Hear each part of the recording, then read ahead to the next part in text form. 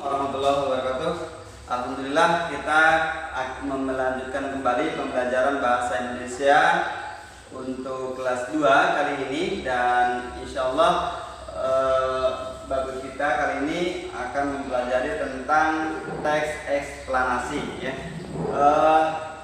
Mungkin di antara kalian ada yang sudah pernah mendengar tentang kata eksplanasi atau belum?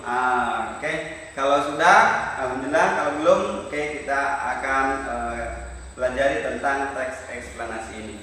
Eksplanasi ini berasal dari bahasa Inggris, yaitu explain ya. Explain itu artinya menerangkan atau menjelaskan ya. Kalau dalam bahasa Arabnya itu bayan, jelas ya. Mungkin ada istilahnya itu tabayun, menjelaskan ya.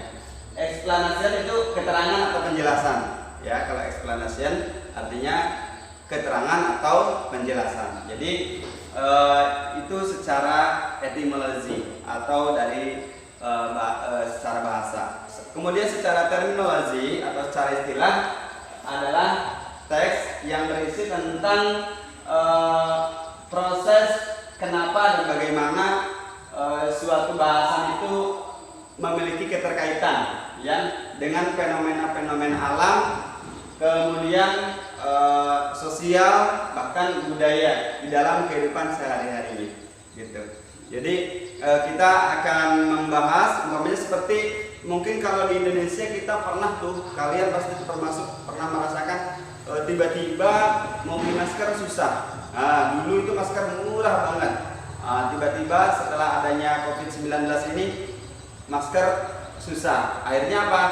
Banyak yang berinisiatif membuat masker kain ya. Nah, ini fenomena kesusahan angka ini bisa dibuat menjadi paragraf teks eksplanasi ya. Ini untuk menghindari hal-hal yang hoax ya atau berita bohong, maka teks eksplanasi ini sangat diperlukan sekali. Kemudian kita akan membahas kali ini tentang struktur teks eksplanasi. Yang pertama adalah tesis atau pernyataan umum ya, pernyataan umum. Jadi umpamanya tadi tentang mengapa masker susah cari di pasaran. Jadi bahkan sekarang ini masker satu lembarnya bisa 2.500 atau 3.000. Yang dulu harganya hanya sekitar 250 atau 500 rupiah saja gitu. Ini pernyataan umum. Jadi masker susah di lapangan. Kemudian nanti ada yang kedua adalah kalimat penjelas ya, atau kalimat fakta yang berisi sebab akibat, bahwa ternyata memang yaitu terjadinya banyak sekali permintaan ya untuk membeli masker. Orang-orang pada panik kemana-mana menggunakan masker agar terhindar dari COVID-19 ini, sehingga masker susah di pasaran dicari ya. Sehingga sekarang banyak orang solusinya yaitu membuat masker kain yang bisa dicuci, bisa dipakai kembali gitu. Kemudian yang ketiga adalah interpretasi.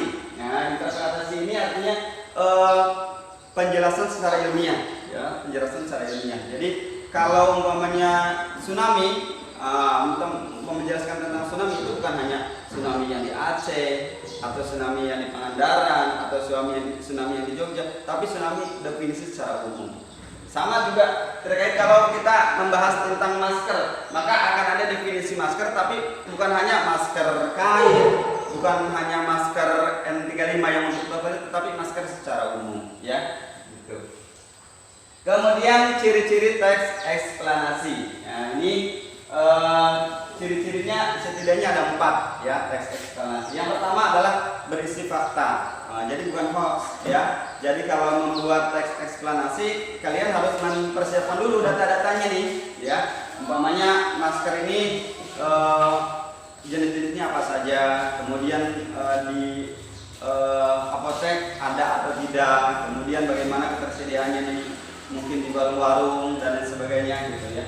Kemudian yang berikutnya adalah bersifat ilmu pengetahuan. Jadi betul-betul ilmiah ya. Jadi tidak bersifat rekaan, tidak bersifat karangan. Nah, jadi menjadi ilmu pengetahuan bagi yang membacanya, ya. Jadi yang mendengarkannya juga menjadi ilmu, ya. Dan ini penting bagi kita, bahwa apa yang kita katakan itu adalah akan dipertanggungjawabkan di sisi Allah Subhanahu Wa Taala, maka harus benar, gitu. Maka belajar eksplanasi ini perlu sekali untuk kita aplikasikan dalam kehidupan sehari-hari, bahwa kita harus berkata itu ya kita pikirkan dulu, nah, benar atau tidak ini, nah, gitu ya.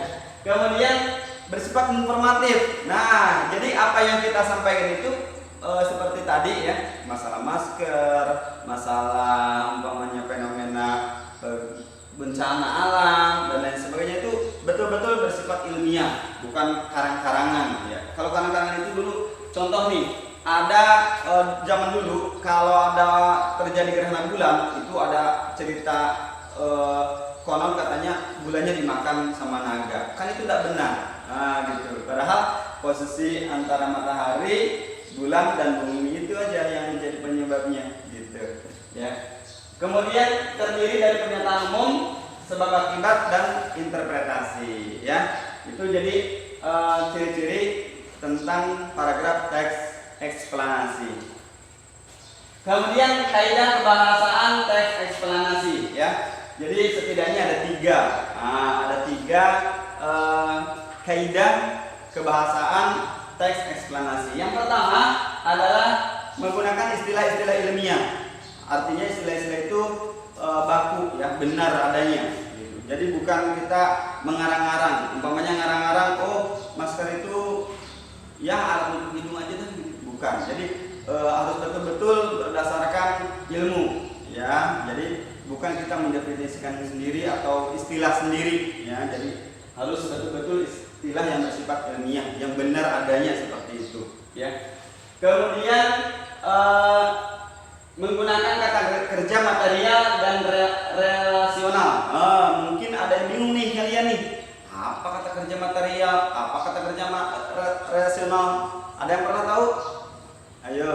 Nah, kata kerja material adalah seperti menulis, ya, kemudian membaca, kemudian memahami, ya, itu kata kerja material.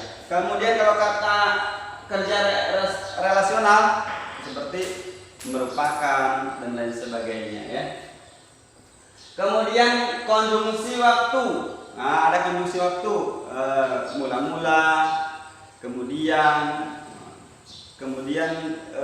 selanjutnya dan lain sebagainya. Kemudian ada lagi kausal. Kausal itu jika, sehingga dan lain sebagainya.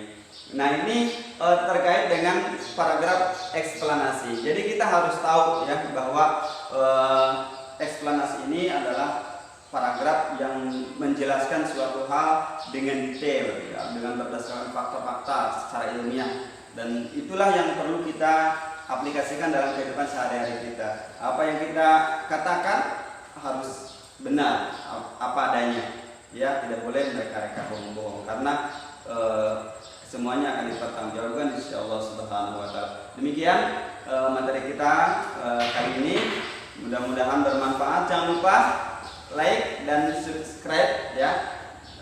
Kalau ada yang kurang silahkan tambahkan di komen, tapi yang positif, ya. Kemudian kalau kalian punya pertanyaan boleh juga tulis saja di komentar. Insya Allah nanti Pak Guru jawab, ya. Terima kasih. Mudah-mudahan bermanfaat untuk kita semuanya. Kurang lebihnya mohon maaf. Assalamualaikum warahmatullahi wabarakatuh.